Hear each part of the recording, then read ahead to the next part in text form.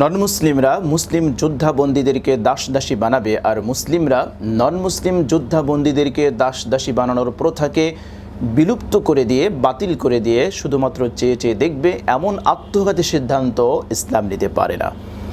আসসালামু আলাইকুম ওয়া রাহমাতুল্লাহি ওয়া বারাকাতুহু। আলহামদুলিল্লাহ, প্রিয় দর্শক মণ্ডলী, ইসলামে দাস প্রথা কেন বাতিল করা হলো না এ বিষয়টি নিয়ে ইদানিং নাস্তিকরা বেশ মাতামাতি শুরু করে দিয়েছে।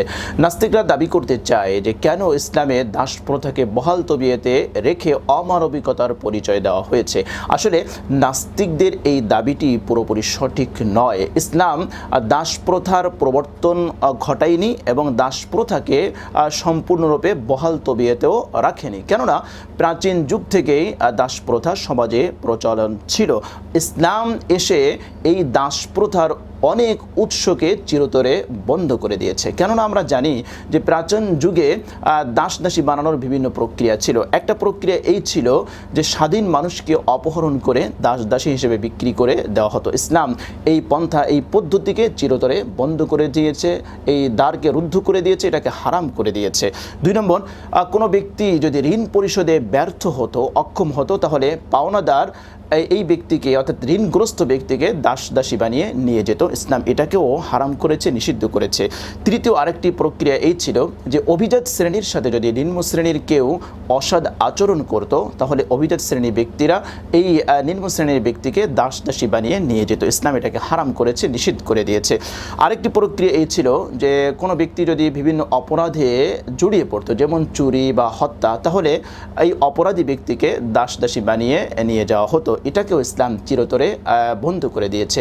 আরেকটি প্রক্রিয়া ছিল এই যে যুদ্ধাবন্দী যারা, তাদেরকে দাসী বানানো। এ ব্যাপারে ইসলামের ভিন্ন দৃষ্টিভঙ্গি রয়েছে।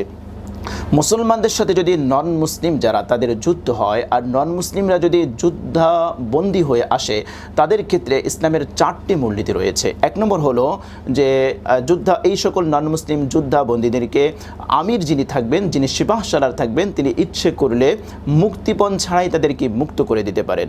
2 নম্বর হলো মুক্তিপণ নিয়ে তাদেরকে তিনি মুক্ত করতে পারেন। 3 নম্বর হলো দাসী বানাতে পারেন, আর দাসী হিসেবে মুসলিম যোদ্ধাদের মাঝে তিনি বন্টন করে দিতে পারেন।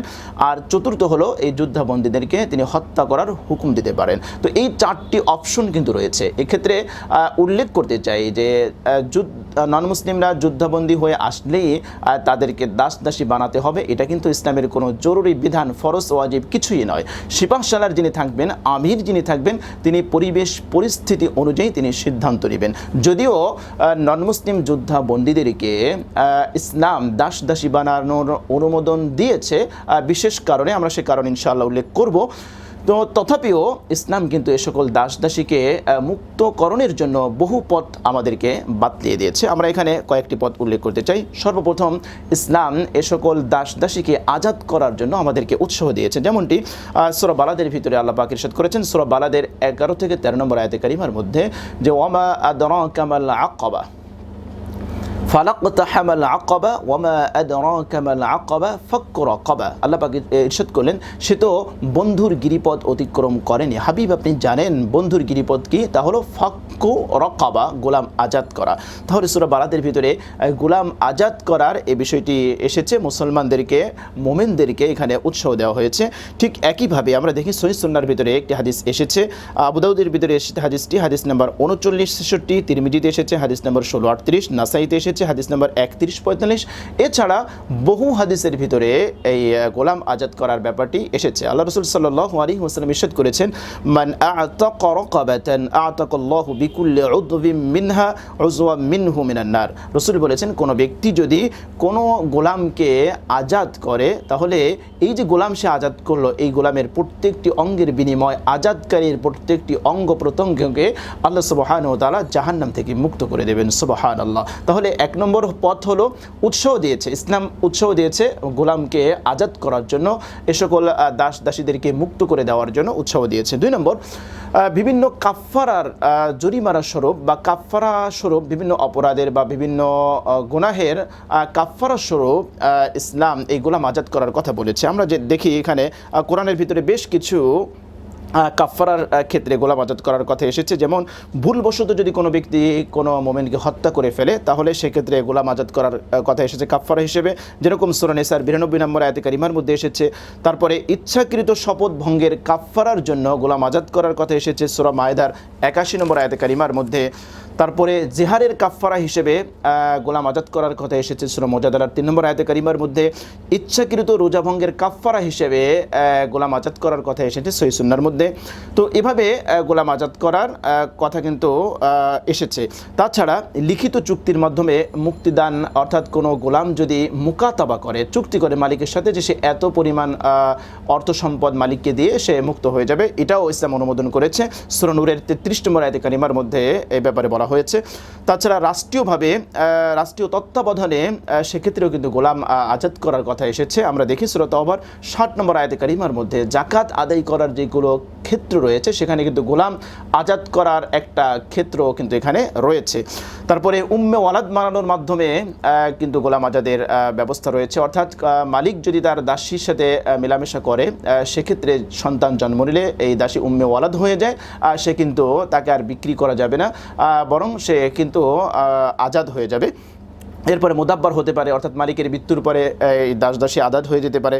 তারপরে নির্যাতনমূলক প্রহার করার কারণে মুক্তিদানের কথা এসেছে। সহিহ মুসলিমের এক হাদিসের ভিতরে এসেছে 1657 যে কোনো ব্যক্তি যদি অন্যায়ভাবে কোনো গোলামকে প্রহার করে, আঘাত করে, সেক্ষেত্রে তার কাফফারা হলো গোলাম আজাদ করা। প্রিয় দর্শক মণ্ডলী, ইসলাম কত চমৎকার শিক্ষা আমাদেরকে দিয়েছে। প্রাচীন যুগে গোলাম দাসী তাদেরকে কিভাবে নির্যাতন করা হতো, আমরা সেই ইতিহাস ওদিকে যাচ্ছি না, যে রোমান সভ্যতায় দাসীদেরকে কি অমানবিক অকথ্য নির্যাতনের হিস্টোরি এটা আমরা জানি, এটা ইতিহাসে এসেছে। কিন্তু ইসলাম আমাদেরকে বলে কেউ যদি তার দাসীকে অন্যায়ভাবে প্রহার করে তার একমাত্র কাফফারা হলো তাকে আজাদ করে দেওয়া। সুবহানাল্লাহ। তাহলে এই যে সকল বিষয় রয়েছে, এক্ষেত্রে দেখলাম যে নন মুসলিম যুদ্ধাবন্দী তাদেরকে যদিও ইসলাম দাসী বানানোর একটা অপশন রেখেছে, তা সত্ত্বেও ইসলাম কিন্তু তাদেরকে বিভিন্ন অপশনে বিভিন্ন ক্ষেত্রে তাদেরকে মুক্তিদানের কথা বলেছে।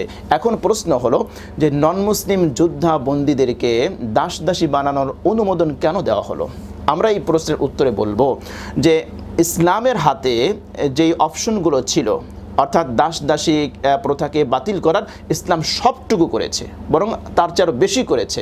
যতটুকু ইসলামের হাতে ছিল, অর্থাৎ যেই উৎসগুলোর ব্যাপারে শুধু মুসলমানদের অধিকারে ছিল, মুসলমানরা বন্ধ করতে পারে বা ইসলাম বন্ধ করতে পারে, সেটা সম্পূর্ণই করেছে।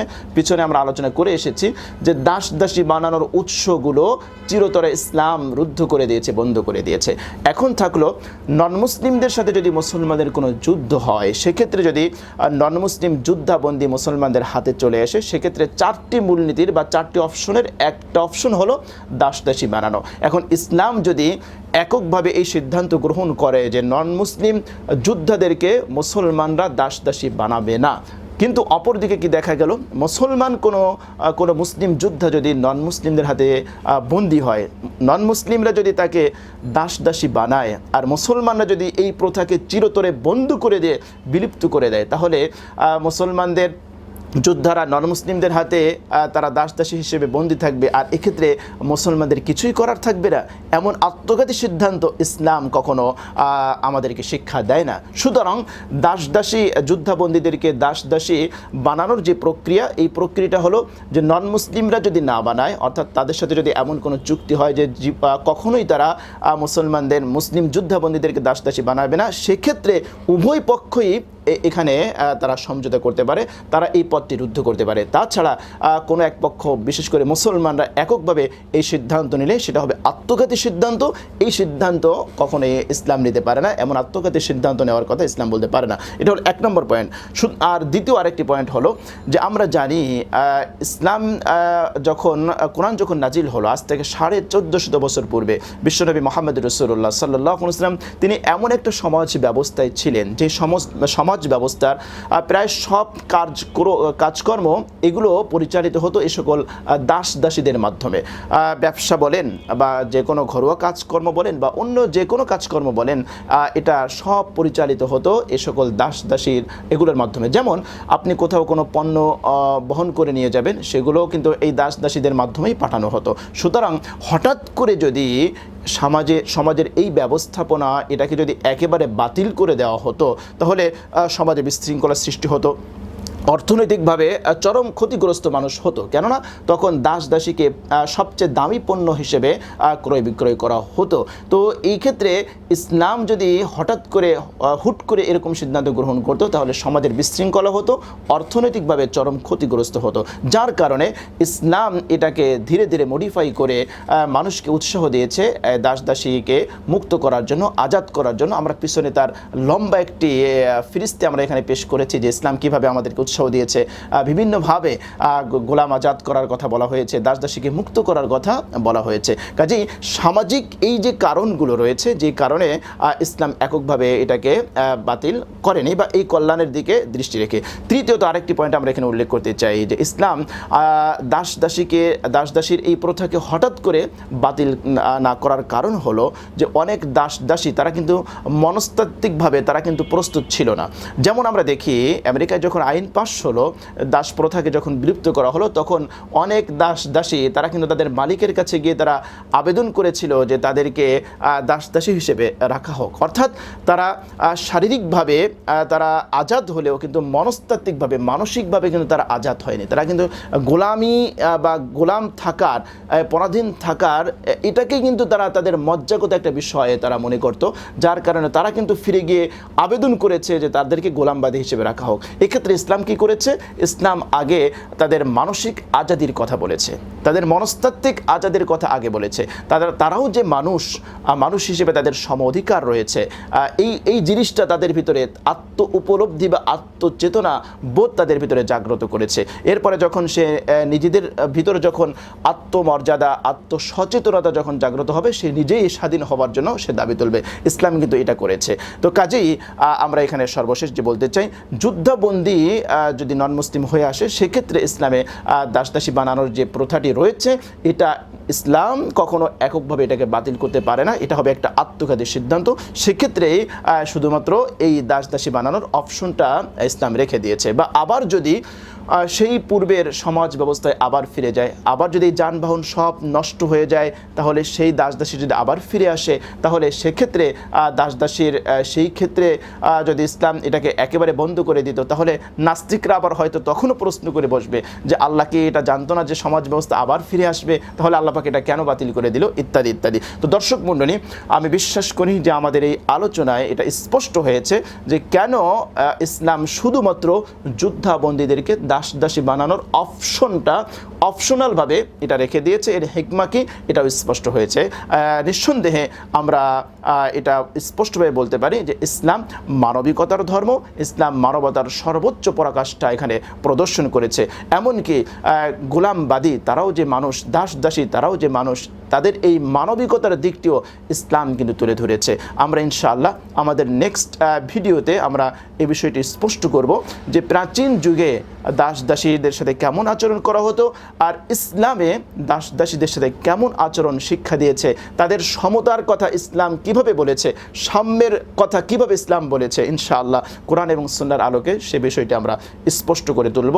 ওমা তাওফীকি ইল্লা বিল্লাহ। আসসালামু আলাইকুম ওয়া রাহমাতুল্লাহি ওয়া বারাকাতুহু।